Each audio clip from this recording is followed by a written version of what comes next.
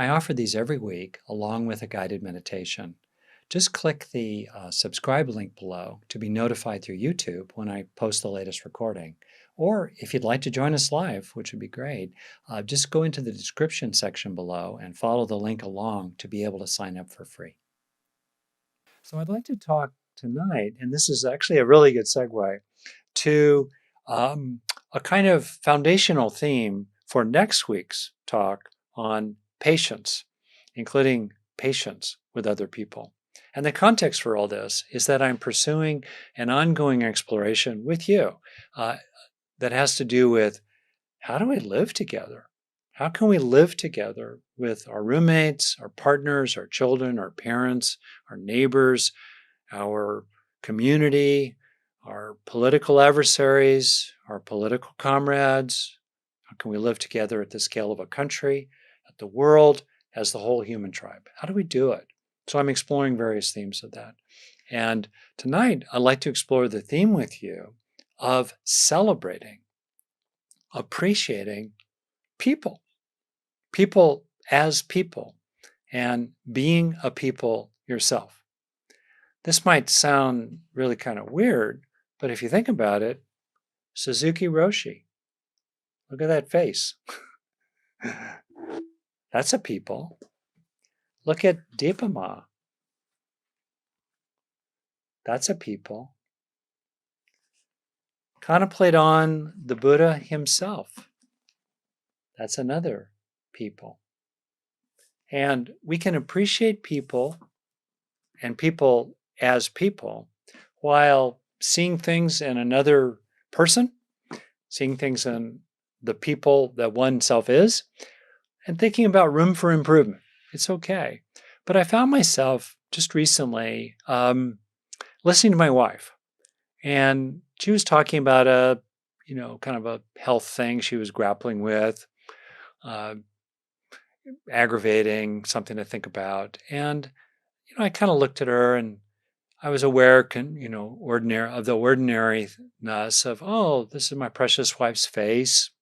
Some aging going on here, right? We've been married for 40 years. And I just found myself appreciating her peopleness and thinking, what a blessing it is that I have another person as my comrade, as my mate. And it's not about, my point here, the, spouseness of it all.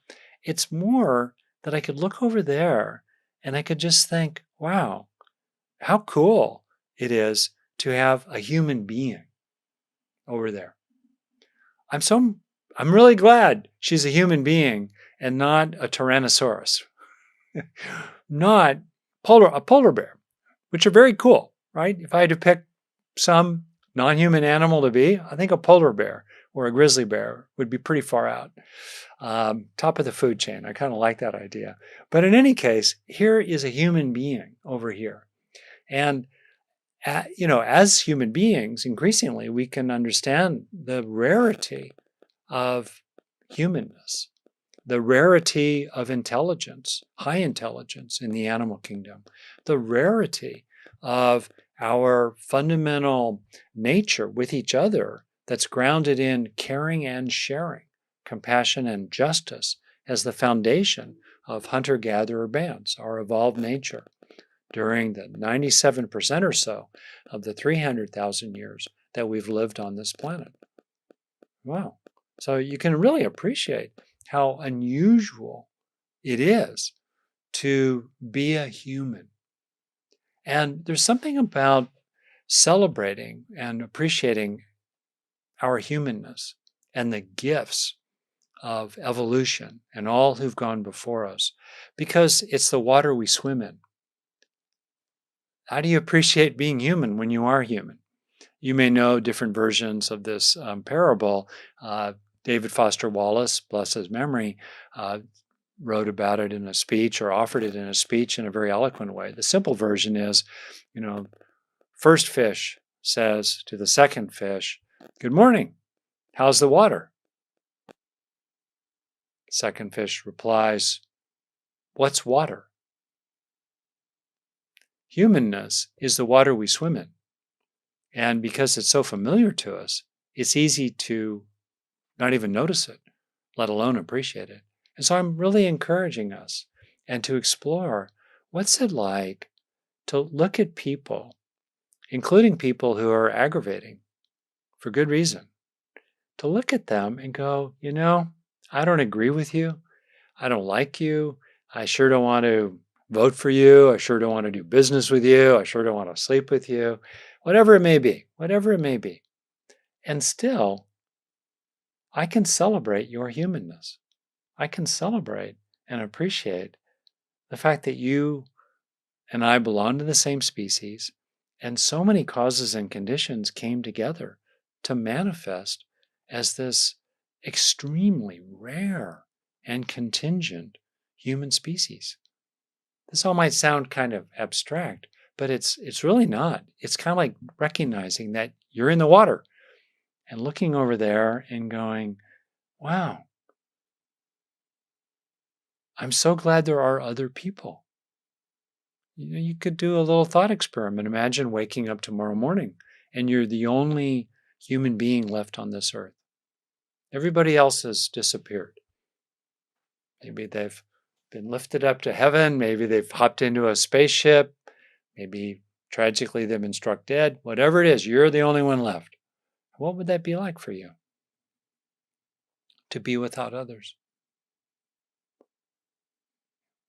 It's real context in which we can hold the kind of ordinary stresses and frustrations and annoyances of other people in the day. To go like, wow, people are amazing. I mean, yes, our species has the capacity, among its other unique qualities, to be so callous and so cruel to others of our kind, unlike really any other species. The deliberate, sustained callousness and cruelty of different people against other people and different groups of people, especially against other groups of people, it's unique, it's terrible, it's horrible. It must be regulated, that capacity that we have. And still, the altruism in humanity, the kindness, the moral sensibility in most people, the daily ways in which people cooperate with others that they don't know, make room for the stranger. There's a lovely haiku from Basho centered in Japanese culture, and you can think about it. The culture of cherry blossoms, which appear for just a few days and then start to fall. The haiku is, under the cherry blossoms, there are no strangers. We are all alike. We are joined together in the arising, the appearing, and the passing away of all phenomena, including ourselves. We are not strangers in our common humanity that is born and lives and dies, each one of us.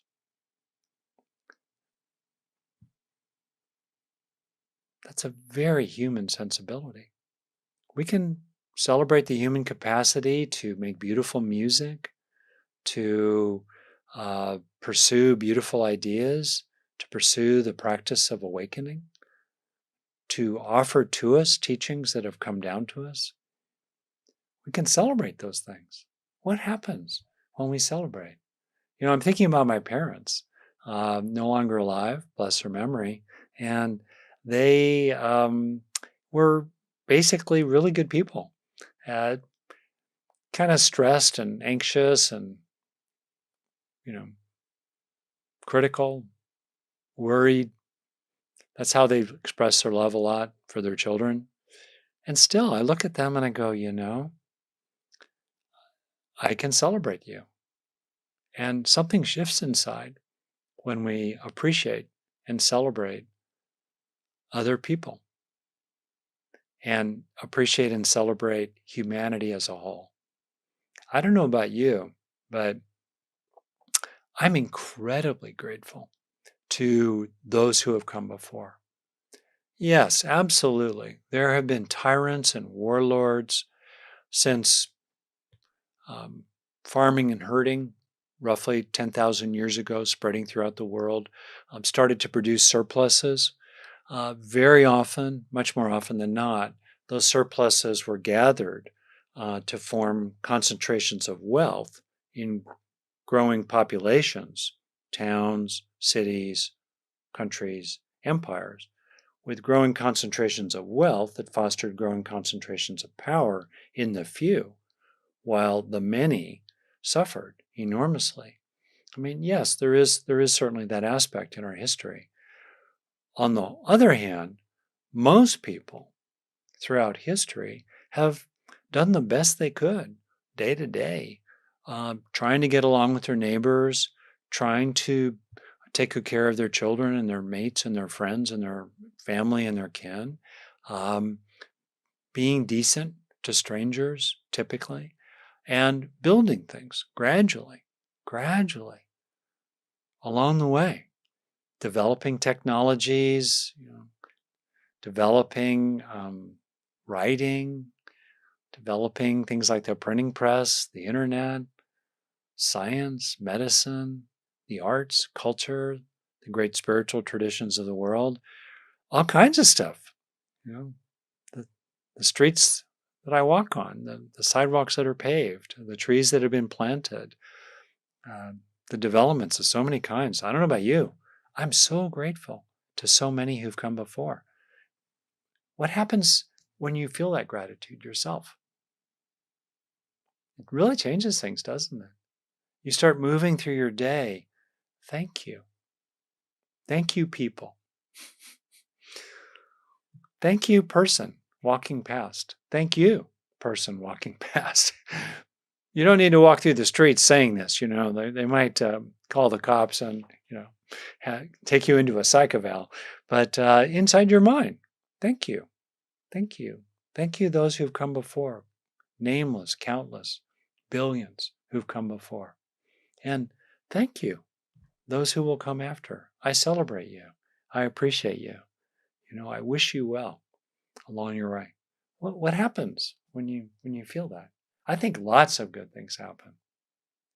To look at someone and let's say something has happened that for you is annoying or hurtful or startling, disappointing, frustrating, angering, whatever it might be.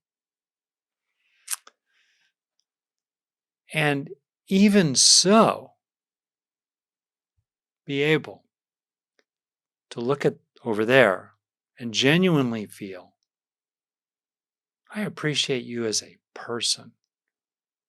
I I'm I appreciate your humanness. I'm glad for those qualities in you, your humanness, which we share. Something really shifts when we're irked by others to look at them in that way. And you can look at yourself in the mirror. You can do it right now. You can look at your hand. Wow, thank you, human hand.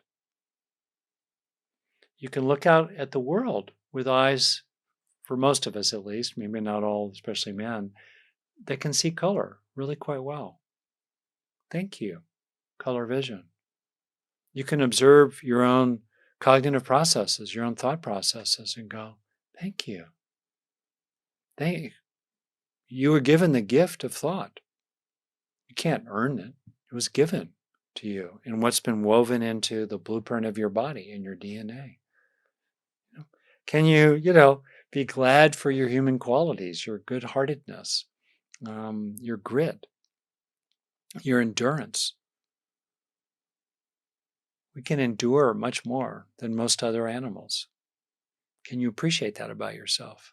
Can you appreciate your physical abilities, being able to walk upright? No other animal can routinely sustain walking upright, which brings so much more into view. With legs that can run, arms that can hold. Wow, thank you. Extended childhood of the human species, unique. gives us more opportunities to love our children over longer periods, gives us as children longer opportunities to learn and to grow. Thank you. You know, it totally changes your day when you move through your day from time to time, appreciating the gifts of being human, what it is to be human. Thank you. As we'll see next week when I get into patience, it's a lot easier to be patient with others while appreciating the gifts of being human.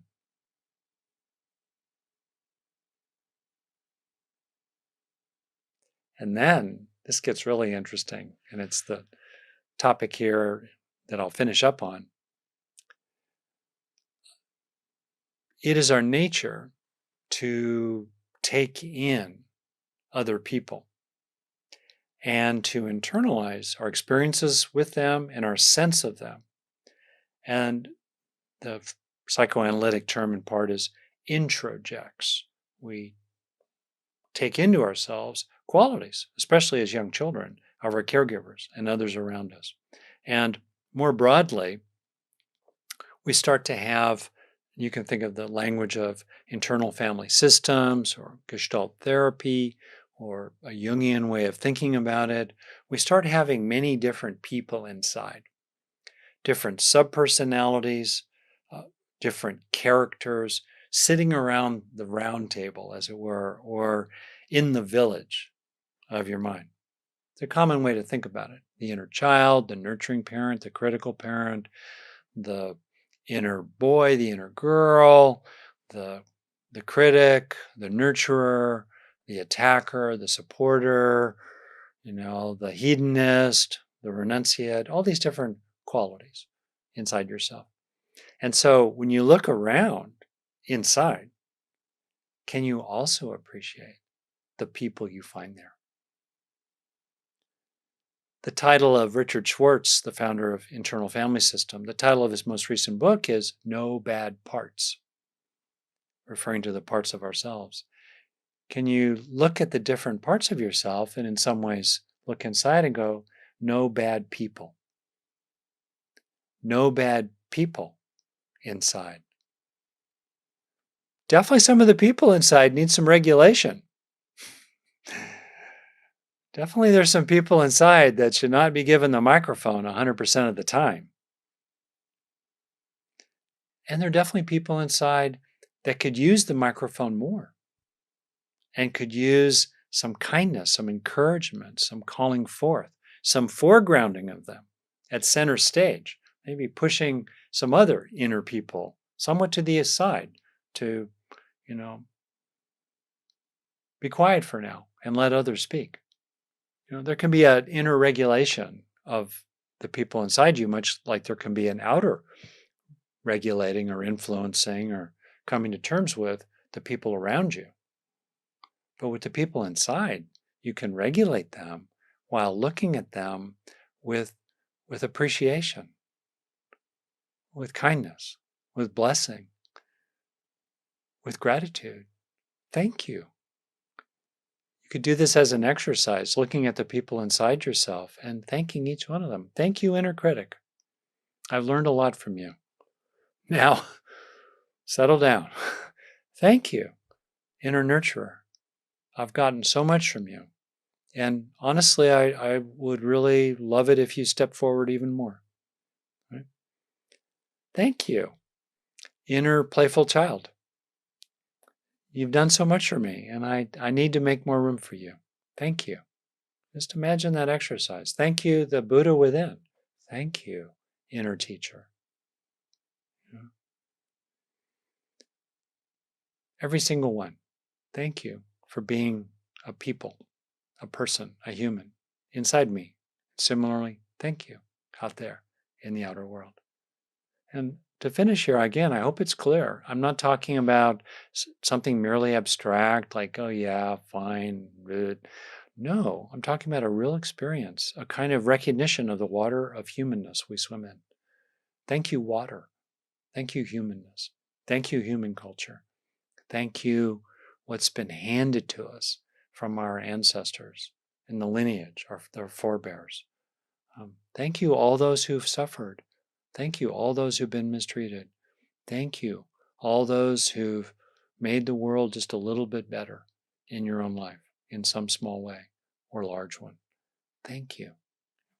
It shifts when you relate to humanity in this way and relate to yourself in this way and relate to the people inside you in this way. It's very palpable. It's very real. And I invite you into this. What's it like to look at a person you don't know? Look at their face, look at their body, their bearing, and go, you are human. I appreciate your humanness. I appreciate your humanness distinct from the wall behind you, the chair you're sitting in, other animals you could be. I appreciate your humanness. I'm not against other kinds of animals. I'm just for your humanness. I'm glad for it. Thank you. Thank you for your humanness. I mean, if we began our arguments or quarrels, on CNN when they get the talking heads arguing with each other left and right, they just both started by saying, thank you for your humanness. Thank you for your humanness. And now let's talk about what we differ on. But let's start with where we're common in our humanness. Right? Wow, that's pretty good. Let's be clear. In a funny kind of way, some people are asking the question about healthy boundaries, especially for those who are more empathic. In a funny way, when we appreciate the generic humanness, I'm using that word generic deliberately, when we appreciate the generic, innate humanness of a person that, let's say, is invasive or disappointing or, stressful in some way, there's friction there. When we appreciate the generic givenness of their humanness, it actually helps us stabilize and get some perspective about them so that we don't feel so invaded by them. Try it. Get it, appreciate their kind of innate generic humanness. That's impersonal. It's not about their personality. In a funny way, then their personality doesn't loom so large. It's not so impactful. They're just doing humanness in a certain kind of way that you might want to deal with by stepping back from or swerving around or directly engaging or appreciating the value of certain aspects while letting the rest go by. It's a lot easier to appreciate particular things if you could just kind of see their generic humanness. Try it. It's kind of wild. Yeah. Oh, is it Isa? Thank you, Dan, for correcting me at 10 minutes past. I thought it was Basho. Under a cherry tree, there are no strangers, Dan Brook points out at 10 minutes past the hour, by the Japanese poet Kobayashi Isa. You've pointed this out before, Dan. I'll try to remember it this time. Isa. Great. All right.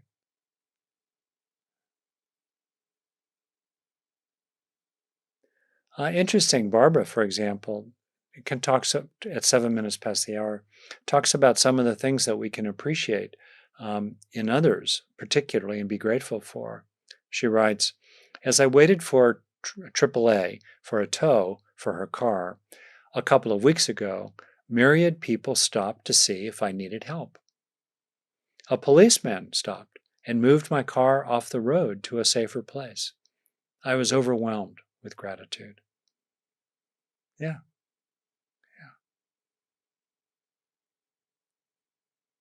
Great. Mary writes at 7 minutes past the hour, I can feel sad and downcast and go to a coffee place and just sit there, having my coffee and not knowing anyone or talking to anyone, but just feeling better.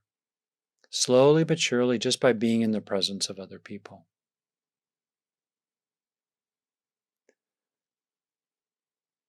So, I think what I'd like to do in the remaining time, I see that Isadora has raised her hand, but somehow, Isadora, you have not moved to the front of the Zoom screen. So I don't know why I'm not seeing you. So I'm going to try to respond to Isadora. And Isadora, ask a clear question that's succinct and related to what we're talking about here tonight. And then more generally, yeah, I'm not seeing you, Isadora. And I'm only seeing 5 Zoom windows, even though there are 375 people. So I'll try to figure this out. But meanwhile, and I may not be able to get to you, Isadora, tonight. I'm sorry. We might be having a technical weirdness here. Let's see if I can. Yeah, so Isadora, I'm going to ask you to unmute. Yes, here we go. And turn on your camera, okay? And be succinct, because I want to leave a couple minutes at the end for a little experiential practice. Okay, Isadora. Yes. Thank you for taking. My thing about all your talks, and thank you, appreciate all your talks in Zoom. I've been joining and staying alive here, coping with a lot. But recently, just getting a little anxious because times I feel like a rat in this world, like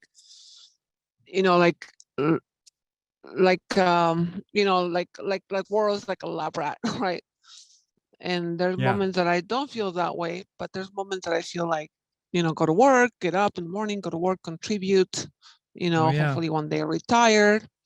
So I'm sure a lot of people can relate. And what's your question?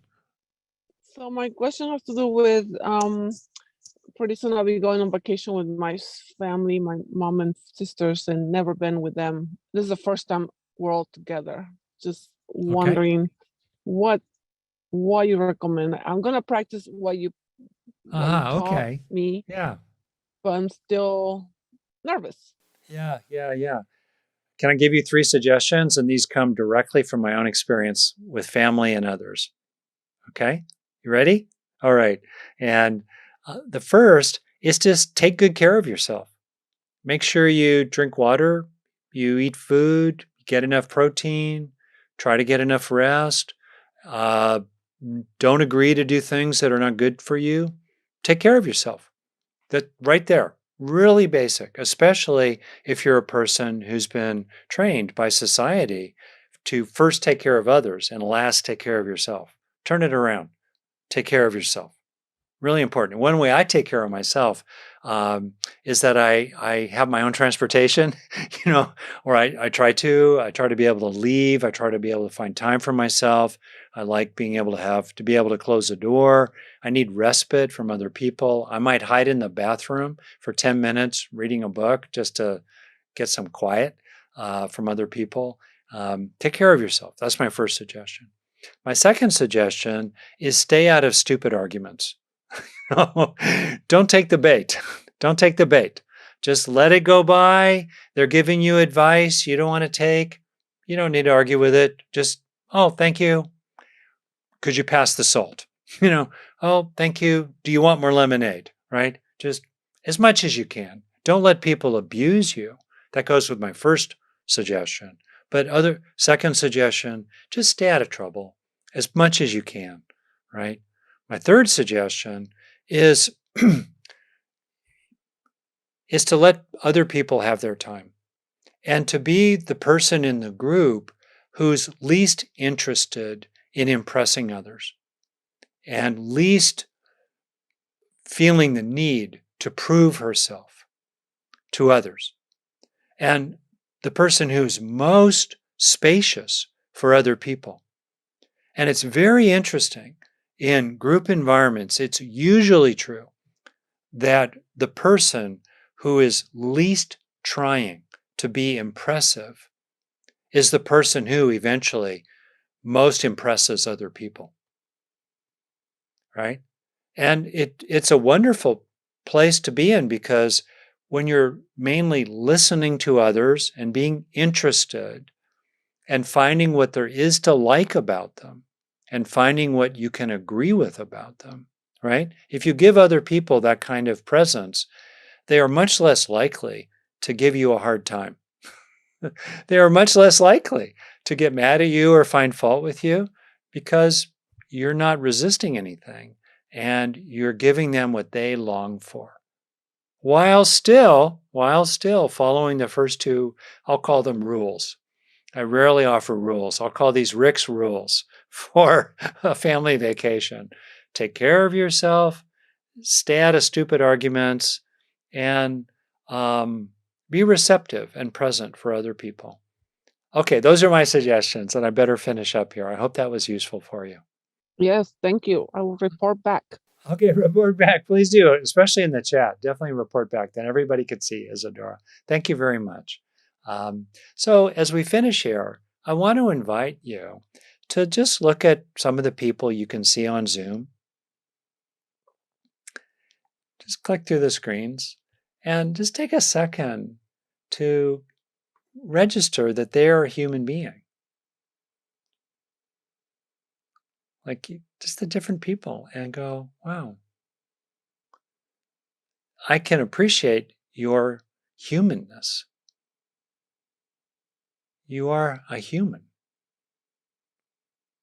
And in a really beautiful way, by appreciating your humanness, extraordinary gift of being human is the water we swim in. So easy to be unaware of it. It takes you into appreciating your own humanness.